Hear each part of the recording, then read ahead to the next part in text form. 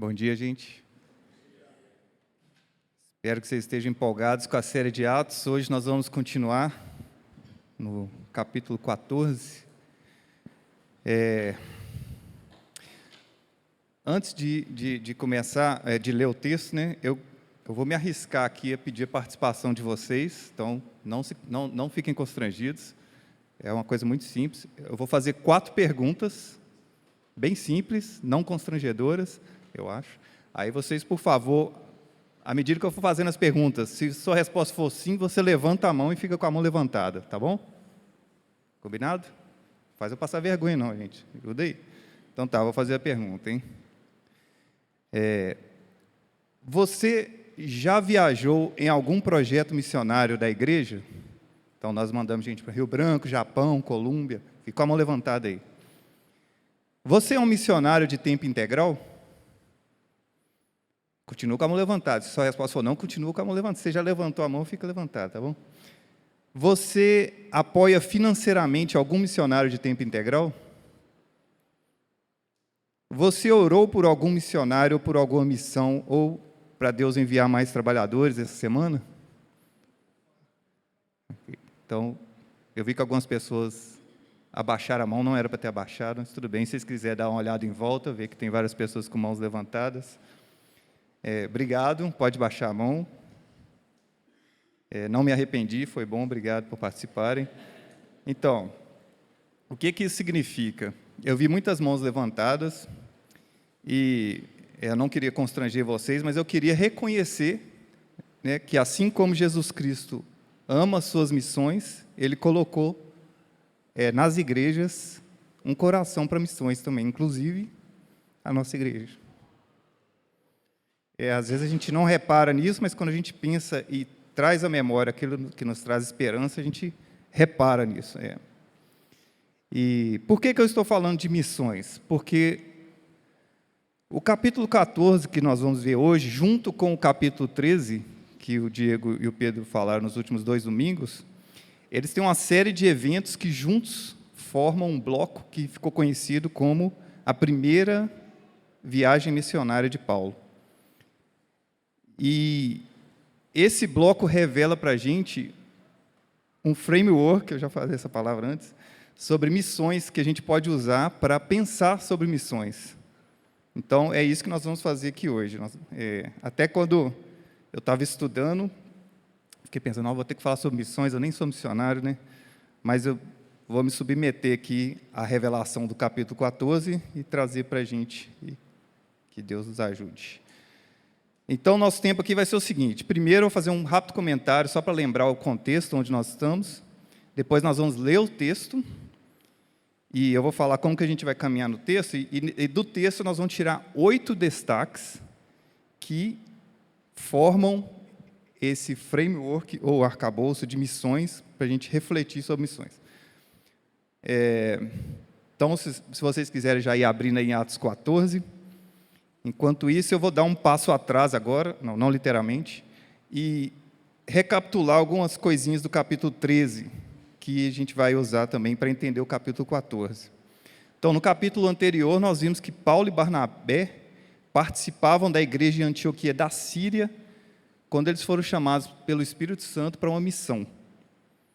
Eles partiram nessa viagem, o Diego falou sobre a passagem deles no Chipre, e o Pedro falou sobre a passagem deles em Antioquia da Psídia e outros lugares rápidos. E depois que eles foram expulsos lá de Antioquia da Psídia, nome estranho, Paulo e Barnabé viajaram para Icônio, uma outra cidade de nome muito bonito. E assim eles chegaram, ou melhor, quando eles chegaram a Icônio, nós chegamos no capítulo 14. Então, é daqui que a gente vai pegar e seguir. Mas eu vou usar algumas coisas do capítulo 13 também, espero que vocês tenham ouvido as pregações anteriores. Então, o texto de hoje vai falar sobre a passagem de Paulo e Barnabé em 3 cidades, principalmente, Icônio, Listra e Derbe, né? Na Bíblia de Genebra, eles comentam que esses 3 lugares eles faziam parte da província romana da Galácia e um subdistrito chamado Licaônica. Hoje, isso tudo fica na Turquia. Então, Então, deixa eu orar e a gente parte para cima do texto. Ó Deus, Pai, obrigado por essa igreja, Pai, é sua, a palavra é sua, Pai, a obra é sua. Então, eu oro que o Seu Espírito Santo nos ajude, Pai, que me ajude a entregar fielmente a palavra do Senhor, que a gente possa refletir sobre ela, reter o que é bom, Pai, e ser incentivado, ó Deus, a pensar no que o Senhor está fazendo no mundo e obedecer a palavra do Senhor e participar do que o Senhor quer, ó Pai. Ajuda-nos, por favor, remova todos os impedimentos, inclusive eu mesmo, Pai, no nome de Jesus. Amém. Muito bem. Então, vamos ler Atos 14. Eu vou ler aqui. Eu vou ficar meio de costas para vocês me desculpem, tá? Vamos lá. Em Icônio, Paulo e Barnabé, como de costume, foram à sinagoga judaica. O texto é um pouco grande, gente. É o capítulo inteiro, tenham paciência. Ali falaram de tal modo que veio a crer grande multidão de judeus e gentios. Mas os judeus que se tinham recusado a crer, incitaram os gentios e irritaram-lhe os ânimos contra os irmãos. Paulo e Barnabé passaram bastante tempo ali falando corajosamente do Senhor, que confirmava a mensagem de sua graça, realizando sinais e maravilhas pelas mãos deles. O povo da cidade ficou dividido. Alguns estavam a favor dos judeus, outros a favor dos apóstolos. Formou-se uma conspiração de gentios e judeus, juntamente com seus líderes, para maltratá-los e apedrejá-los. Quando eles souberam disso, fugiram para as cidades licaônicas de Listra e Derbe e seus arredores, onde continuaram a pregar as boas novas. Em Listra, havia um homem paralítico dos pés, aleijado desde o nascimento, que vivia ali sentado e nunca tinha andado. Ele ouvira Paulo falar. Quando Paulo olhou diretamente para ele e viu que o homem tinha fé para ser curado, disse em alta voz: levante-se, fique de pé. Com isso, o homem deu um salto e começou a andar. Ao ver que Paulo fizera, a multidão começou a gritar em língua licaônica: os deuses desceram até nós em forma humana. A Barnabé chamavam Zeus e a Paulo Hermes, porque era ele quem trazia a palavra. O sacerdote de Zeus, cujo templo ficava diante da cidade, trouxe bois e coroas de flores à porta da cidade, porque ele e a multidão queriam oferecer-lhes sacrifício. Ouvindo isso, os apóstolos Barnabé e Paulo rasgaram as roupas e correram para o meio da multidão, gritando: homens, por que vocês estão fazendo isso? Nós também somos humanos como vocês. Estamos trazendo boas novas para vocês, dizendo-lhes que se afastem dessas coisas vãs e se voltem para o Deus vivo, que fez o céu, a terra, o mar e tudo que neles há.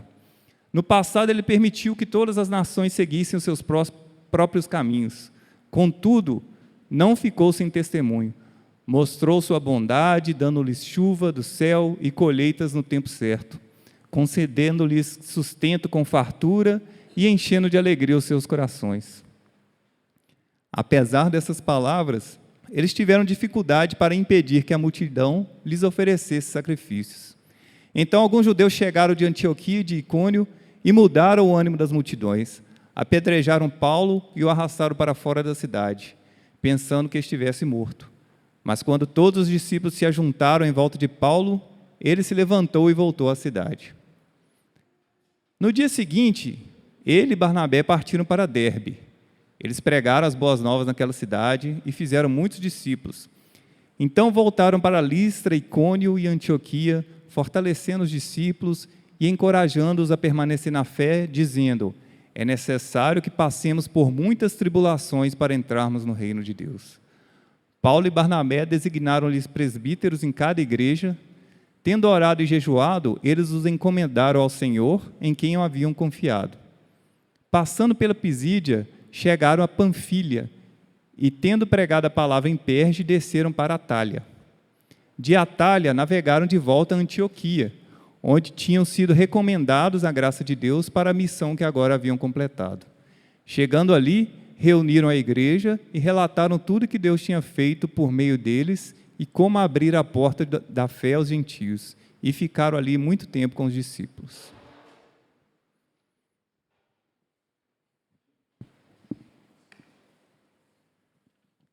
Então, só de ler o texto, talvez vocês já estão notando que tem um padrão se repetindo em cada cidade que eles entram, desde o capítulo 13 e agora mais nessas 3 cidades.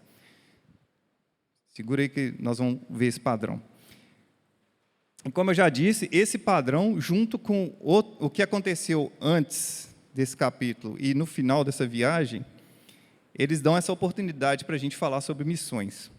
Então, nós vamos explorar esse padrão, e para fazer isso, ao invés da gente ir versículo por versículo, né, que ia levar uma semana, nós vamos tratar o texto como um grande bloco. Então, ao invés de ler linearmente, nós vamos passar pelas 3 cidades, Icônia, Listra e Derbe, paralelamente nos versículos, comparando os eventos. E eu vou incluir também do capítulo anterior, Antioquia da Síria.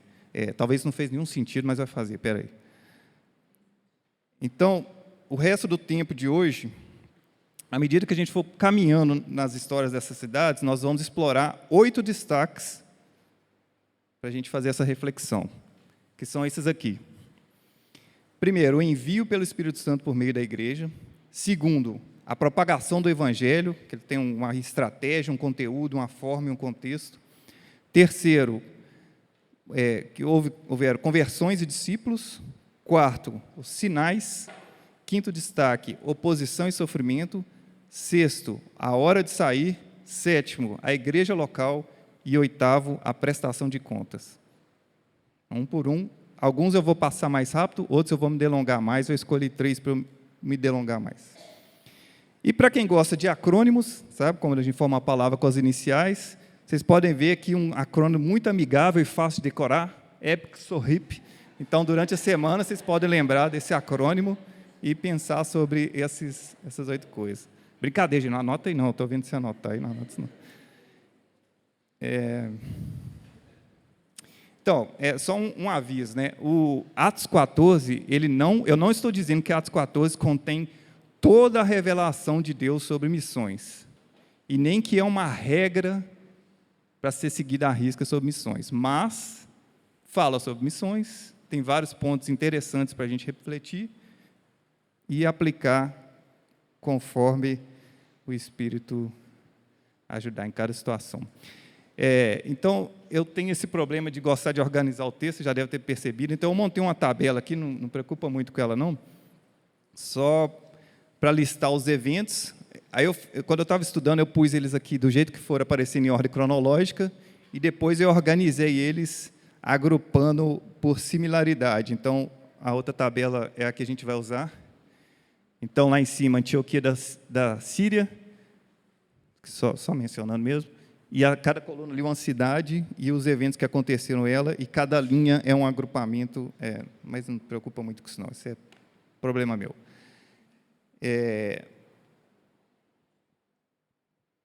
Tá bom, então vamos começar um por um, comparando. Então, para cada comparação, eu vou fazer um destaque. Vamos lá. Destaque número 1 é do capítulo 13, espero que vocês se lembrem do capítulo 13, que é o envio pelo Espírito Santo por meio da igreja.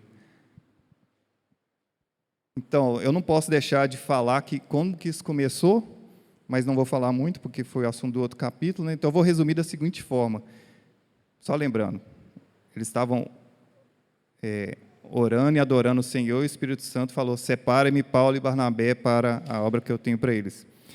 Então, uma das conclusões é que a gente não faz missões sem o Espírito Santo. E segundo, eu queria destacar que a igreja enviou os missionários, né? Então, às vezes a gente pensa em igreja como um CNPJ, ou uma entidade, organização, mas não, a igreja é um grupo de pessoas, como o Tiago falou numa pregação para trás, que fizeram aquela boa confissão, igual de Pedro, e eles formam a igreja global, aí, universal de Deus, né? E quando a igreja envia, isso pode incluir, né, escolher o objetivo da missão, prover recursos, treinamentos, orar pela missão, entre outras coisas. Então, percebam também que tudo que nós estamos vendo e ainda veremos no livro de Atos revela para a gente algo sobre Deus, que Deus ama as nações, todos os povos. Ele ordenou, escolheu, capacitou, fez sinais, deu força, etc., para que o Evangelho chegasse até os confins da terra e que ainda chegue. Deus nunca deixou que a missão dele no mundo fosse interrompida.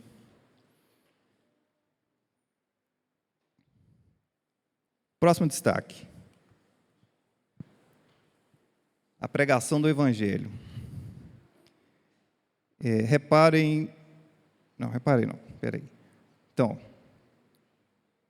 agora eu vou começar a falar dos padrões que se repetem, né? Em Antioquia da Pisídia e em Icônio, eles começaram a ensinar na sinagoga da cidade, que se vocês quiserem ver no capítulo 3, versículo 14, e no capítulo 14, versículo 1, fala disso. Está na tabela ali.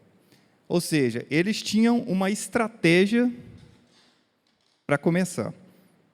Então, um dos destaques é ter uma estratégia para a missão.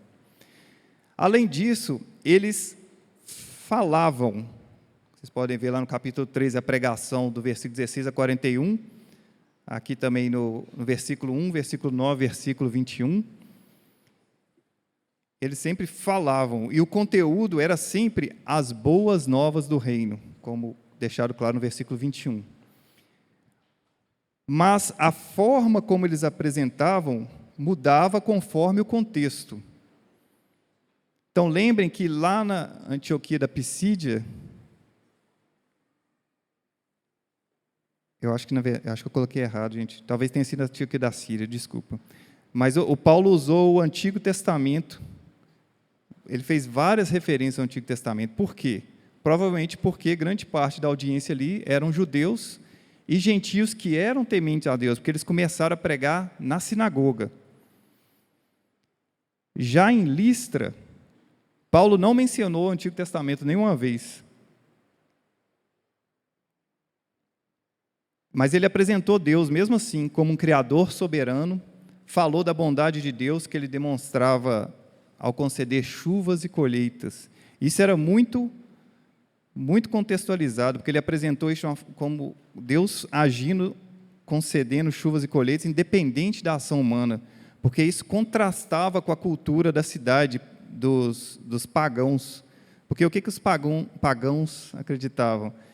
Que eles tinham que oferecer sacrifícios e outros tipos de adorações para os deuses, entre aspas, para que esses deuses, supostamente, dessem a eles chuvas e boas colheitas. Ele está falando, o Deus verdadeiro, ele já demonstrou a bondade dele, independente dos seus atos.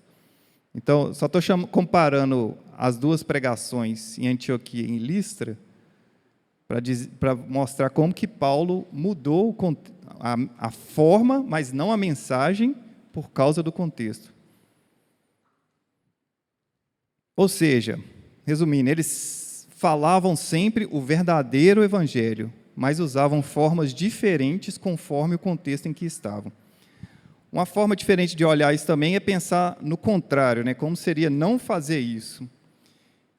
Então, um erro seria não adaptar a forma de apresentar o evangelho conforme o contexto. Isso deixaria a mensagem irrelevante. Então, existe um livro, eu nunca li, não sei nem se ele é sério, existe um livro que chama O Evangelho segundo os Simpsons. Talvez se for usar ele aqui no Brasil, vai fazer sentido, mas se você for usar ele na Coreia do Norte, ninguém nem sabe o que é isso, né? Então, não faz sentido.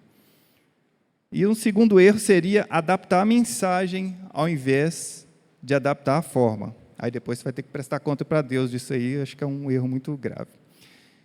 E já que nós estamos falando que eles apresentavam as boas novas, eu não posso perder o gancho, né, para falar do Evangelho. O que são as boas novas? O que é o Evangelho? A gente viu no capítulo anterior, Paulo falando: portanto, meus irmãos, quero que saibam que mediante Jesus lhes é proclamado o perdão dos pecados. Em outras palavras, também usando palavras do apóstolo Paulo, como ele escreveria muito após essa história aqui que a gente está vendo hoje, em 2 Coríntios 5, 21, ele diz: pois foi por nossa causa que Deus tratou como pecador aquele que não tinha pecado, para que nele nos tornássemos justiça de Deus. Eu ia até usar outro versículo, mas essa semana o Zé Humberto compartilhou comigo esse versículo e eu achei ótimo lembrar dele. O Evangelho é quando Jesus paga os nossos pecados, tomando o nosso lugar e nos tornando justiça de Deus. É isso que ele está falando. Jesus morreu no nosso lugar, crucificado, para que nosso pecado fosse pago e nossa dívida zerada com Deus. Tudo que nós estamos vendo no livro de Atos só faz sentido por causa da cruz de Cristo. Nós estamos aqui unidos como igreja por causa da cruz de Cristo. Não é porque Jesus foi só um grande mestre ou um grande homem, ou um homem sábio. A centralidade é que o Deus Filho encarnou e demonstrou seu grande amor por nós, dando a própria vida em nosso favor e nos reconciliou com Deus. A Ele toda a honra e toda a glória. Sem isso não há missão, não há igreja, não há nada. Então, voltando ao assunto de hoje, resumindo de novo esse destaque, a missão de Paulo e Barnabé envolvia uma estratégia, falar as boas novas do reino fiel e corajosamente, e a forma de falar diferia conforme o contexto em que estavam. Destaque número 3. Eu tinha colocado o versículo aqui, foi mal. Destaque número 3. No capítulo 3, versículo 52, fala que os discípulos continuavam cheios de alegria do Espírito Santo, lá em Antioquia, da Pisídia. No versículo 1 de hoje, em Icônio, diz que veio a crer grande multidão de judeus e gentios. No versículo 20, em Listra, diz que quando os discípulos se ajuntaram em volta de Pedro, só para mencionar os discípulos, e no versículo 21, em Derbe, diz que eles fizeram muitos discípulos. Então, o padrão que nós estamos vendo é a formação de discípulos. Ou seja, a missão deles não era só o evangelismo, mas também o discipulado, né? Qual que é a diferença aqui? A conversão é um evento, onde a pessoa decide seguir Jesus, e o discipulado é andar juntos por um longo período para aprender mais, perseverar e dar suporte uns aos outros. Como o Pedro falou na semana passada, o Evangelho é a porta e também o caminho que nós trilhamos pelo resto da vida. O destaque 7 vai complementar um pouco esse daqui a pouco, eu vou passar adiante. Destaque número 4. Os sinais e autoridade. Então, no versículo 3, a gente vê que em Icônio eles estavam realizando sinais e maravilhas. No versículo 10, a gente vê que em Listra, Paulo falou para o paralítico, né, levante-se, fique de pé, e com isso o homem deu um salto e começou a andar. Então, se você já está acompanhando a série de Atos desde o início, você não deve mais estranhar a presença de sinais, que, como já foi explicado algumas vezes, e também é revelado aqui no versículo 3, se você quiser dar uma olhada, Deus realizava sinais pelas mãos dos apóstolos, para quê?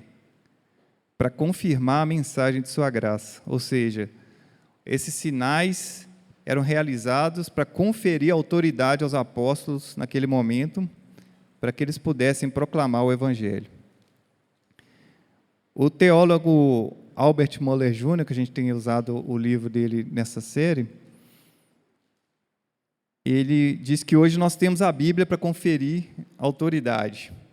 Então, hoje, por exemplo, para avaliar a autoridade de um pregador, eu estou me arriscando muito aqui hoje falando isso, ele diz o seguinte, que hoje em dia os cristãos podem validar as mensagens dos pregadores de outra forma, principalmente avaliando o crescimento e a maturidade da igreja. A mensagem do pregador aponta para Cristo, o pregador enfatiza a palavra de Deus e fundamenta suas mensagens nas Escrituras, a igreja está crescendo em santidade e no fruto do Espírito por causa da pregação. Estas questões podem ajudar a discernir a legitimidade de um pregador do seu ministério. Acho que eu tinha colocado aqui também. O que o Moller está dizendo aqui é que nós podemos crer na autoridade de Cristo e da palavra de Deus, mesmo quando não vemos sinais e maravilhas sendo realizados. Se a mensagem aponta para Cristo e é embasada na Bíblia, então nós podemos bereanamente discernir a mensagem e aceitá-la ou rejeitá-la. O bereanamente nós vamos ver nos próximos capítulos de Atos. Tá, beleza, Muller, mas como que isso ajuda no contexto da missão? Você está falando de cristãos ouvindo a mensagem, eles creem na Bíblia. Em missões, dependendo do contexto que você está inserido, a autoridade da Bíblia não é reconhecida, né? E parece que nessa ilustração de Listra que nós vimos, o que Paulo fez foi encontrar uma conexão com a cultura local para introduzir o conhecimento do Deus verdadeiro. Aplicar isso não é muito simples, não adianta ficar viajando aqui, porque vai depender muito do contexto, né? É certo que tem muito mais peças nesse quebra-cabeça para a gente montar, e isso requer buscar orientação e ajuda do Espírito Santo para colocar em prática. Infelizmente, não tem uma fórmula aqui em Atos 14 para isso. Eu também só queria comentar que, comentar o comentário do Albert Moller Jr., ele é cessacionista, então ele crê que esses sinais eles não acontecem mais. Eu não sou teólogo, eu tendo a não concordar com essa visão, mas eu só queria destacar, a gente ouve muitos testemunhos de missionários, principalmente, de coisas desse tipo acontecendo, e deixo a cargo de vocês serem continuistas ou cessacionistas. Então, destaque número 5. Oposição e sofrimento. No capítulo anterior, no versículo 45, a gente viu que alguns judeus ficaram cheios de inveja depois da pregação de Paulo. Em Icônio, no versículo 2, nós vimos que eles incitaram os gentios e irritaram-lhe os ânimos contra os irmãos, né? Paulo e Barnabé. E em Listra, no versículo 19, nós vemos que eles apedrejaram Paulo. Então, o que nós vemos em Antioquia da Pisídia, em Icônio e em Listra, é que Paulo e Barnabé expuseram o Evangelho e isso levou muitos a crerem, eles fizeram discípulos. Mas o que veio logo depois? Oposição e sofrimento. Olhem a lição que Paulo aprendeu no final da viagem dele, no versículo 22. É necessário que passemos por muitas tribulações para entrarmos no reino de Deus. Bom, ele já deveria estar esperando por isso, né? Porque como a gente viu lá no capítulo 9, Deus falou com Ananias, isso aqui, a respeito de Paulo. O Senhor disse a Ananias: vá, este homem é meu instrumento, escolhido para levar o meu nome perante os gentios e seus reis. Este homem é o Paulo, tá, gente? E perante o povo de Israel. Mostrarei a ele o quanto deve sofrer pelo meu nome. Eu acho que ele não comentou a mudança do nome de Saulo para Paulo, que aconteceu mais ou menos nessa área que a gente está.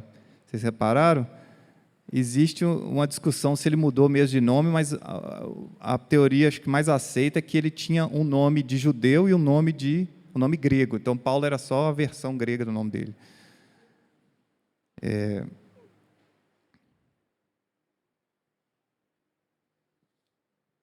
Então, a mensagem do Evangelho, ela é muito bem-vinda para alguns, ou então ela é muito odiada. Não existe meio termo, porque o Evangelho vai contra a nossa cultura e contra a nossa carne. Ele nos confronta. Por isso, Jesus advertiu os seus discípulos dessa forma, em João 15. Este é o meu mandamento, amem-se uns aos outros. Se o mundo os odeia, tenham em mente que antes odiou a mim. Se vocês pertencessem ao mundo, ele os amaria como se fossem dele. Todavia, vocês não são do mundo, mas eu os escolhi tirando-os do mundo. Por isso o mundo os odeia. Lembre-se das palavras que eu lhes disse: nenhum escravo é maior do que o seu senhor. Se me perseguiram, também perseguirão vocês. Se você conhece alguém que é simpatizante de Cristo, mas não um seguidor de Cristo, eu sinto muito dizer que essa pessoa ainda não sabe quem é Jesus Cristo. O dia que ela souber, irá segui-lo ou odiá-lo. Talvez não seja claro esse ódio, mas Jesus fala de como ele sentiu isso. Então, talvez você que vai ajudar essa pessoa a conhecer a Cristo, se ela não conhece ainda. Mas calma, Jesus também falou uma coisa para nos encorajar, para nos dar esperança. Em João 16, não por acaso, logo depois: eu lhes disse essas coisas para que em mim vocês tenham paz. Neste mundo vocês terão aflições, contudo, tenham ânimo, eu venci o mundo.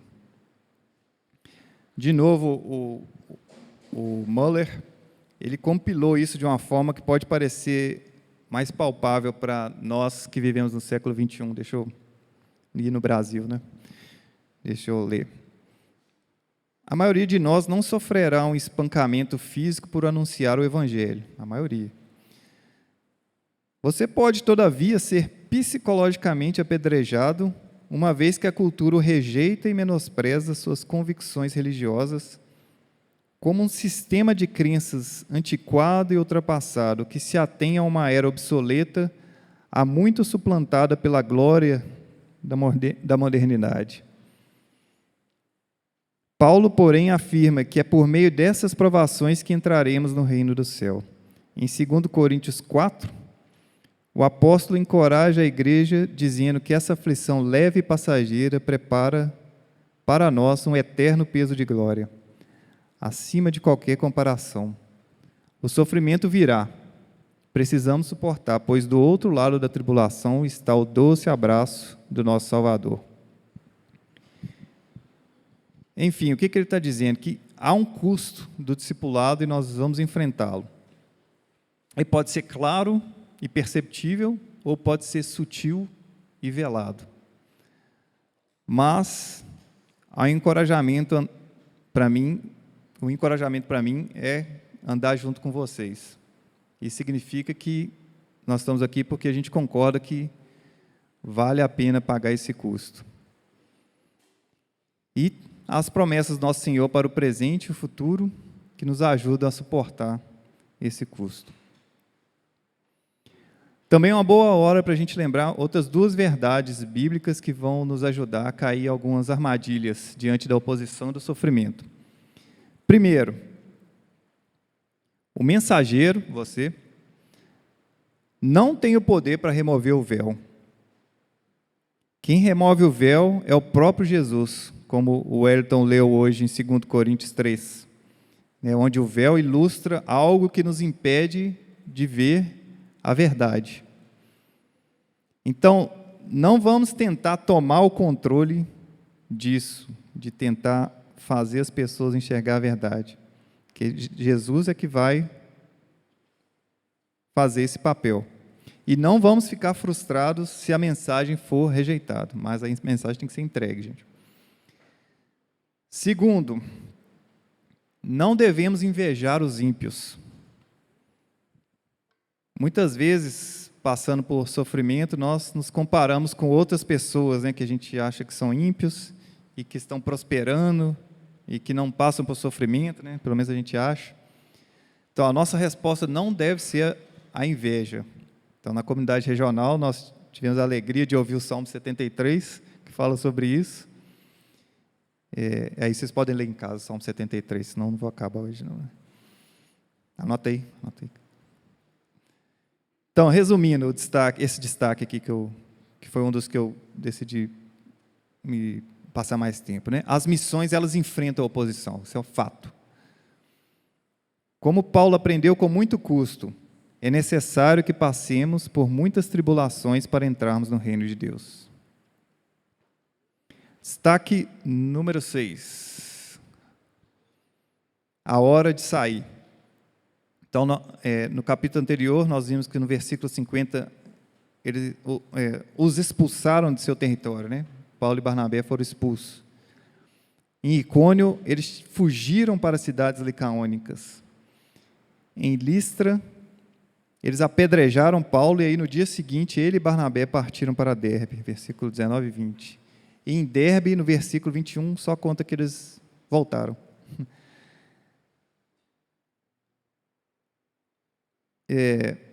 Ou seja, primeiro eles foram expulsos, depois eles fugiram de uma conspiração para apedrejá-los.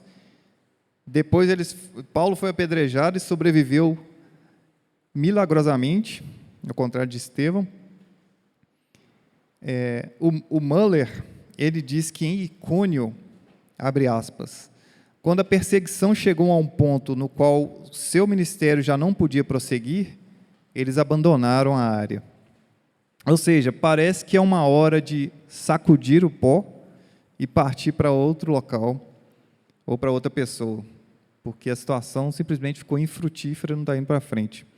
Sacudir o pó, a gente viu no versículo, no capítulo anterior, e também Jesus usou essa expressão em Lucas 9, Lucas 10, Mateus 10, Marcos 6. É justamente a ideia de largar ali e passar para outra. Então, existe uma hora de sair, a gente vai ter que identificar isso dependendo da situação.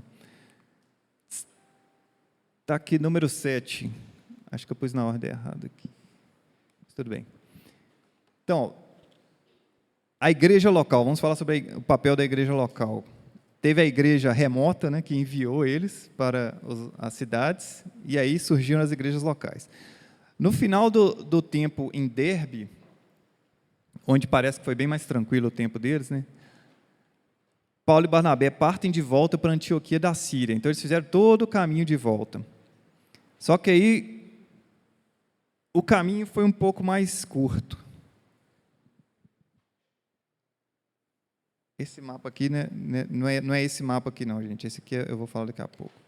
Eles fizeram um caminho mais curto. Se vocês lerem o texto aí, vocês vão adivinhar por que eu posso falar que o caminho foi mais curto, quem sabe? Porque eles não passaram pelo Chipre, eles passaram por Atália.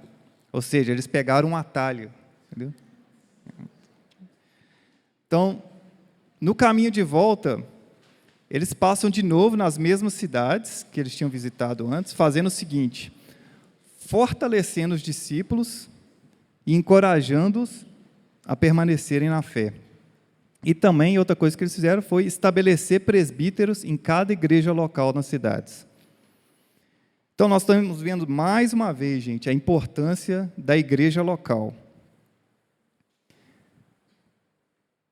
Alguns daqueles discípulos tornaram-se presbíteros para pastorear a igreja local, já que Paulo e Barnabé estariam ausentes.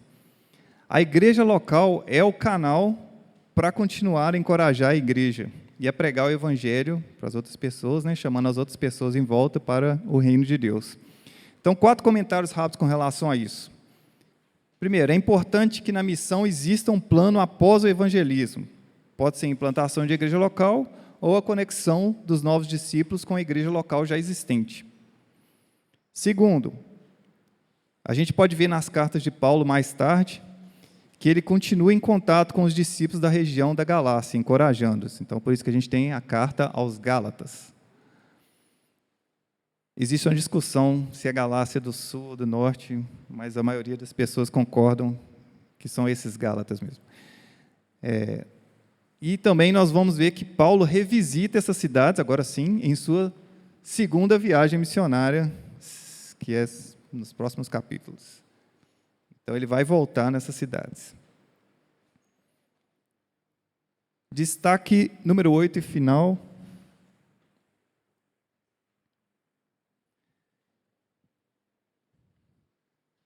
No versículo 26, a gente vê que quando eles voltaram para Antioquia da Síria, eles reuniram a igreja, relataram tudo que Deus tinha feito por meio deles e como abrir a porta da fé aos gentios. Ou seja, eles fizeram uma prestação de contas. Esse é o 8º destaque. Finalmente, né, eles voltaram, prestaram contas, deram testemunho para a igreja que os enviou. A missão começou e terminou na mesma igreja, em Antioquia da Síria. O testemunho deles encorajou a igreja que os enviou e deu a todos a oportunidade de celebrar o que Deus fez. A missão não era de Paulo e Barnabé, a missão era do Espírito Santo, e o Espírito Santo mobilizou a igreja de Antioquia da Síria, que incluía Paulo e Barnabé. Muller comentou que, abre aspas, Deus usou o sofrimento de Paulo como testemunho glorioso que fortaleceu a igreja de Cristo. Então, o destaque aqui, resumindo, é a prestação de contas e o testemunho para a igreja que os enviou.